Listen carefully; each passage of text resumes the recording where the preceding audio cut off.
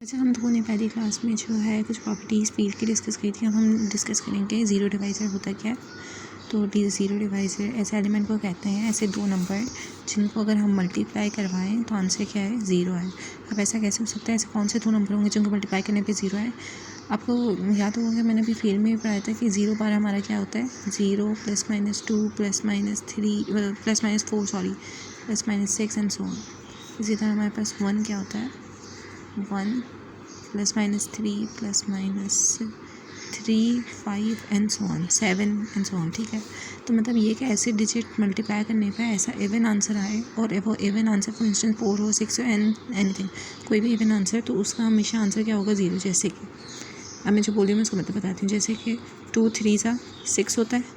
अब ये 6 जो है क्या ये इधर ही है, तो इसका आंसर क्या होगा, इन शॉर्ट ज़ीरो। ठीक है, हम ऐसे चीज़ों को कहते हैं ज़ीरो डिवाइज़र। अब इधर एग्जाम्पल देखें, इसमें क्या है कि 0 1 2 3 4 5 ये हमें सेट दिया हुआ है।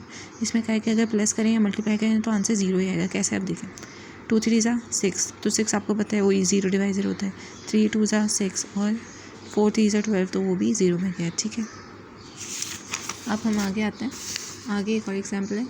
इस एग्जाम्पल में दो मैट्रिक्स दिए हुए हैं, इस 2 बाई 2 स्क्वायर मैट्रिक्स है। तो अगर हम जब इनको मल्टीप्लाई करवाते हैं तो आंसर 0 0 आता है, जबकि हमें पता है कि अगर हम इन दोनों को मल्टीप्लाई करवा रहे हैं तो आंसर 0 आ रहा है। तो ये क्या है, ज़ीरो मैट्रिक्स है। और अगर एक और एग्जाम्पल दें तो 3 4 से 12 होता है, लेकिन हमें पता है कि 4 भी 0 के बराबर नहीं है और 3 भी 0 के बराबर नहीं है, लेकिन मल्टीप्लाई करने पे 12 आ रहा है।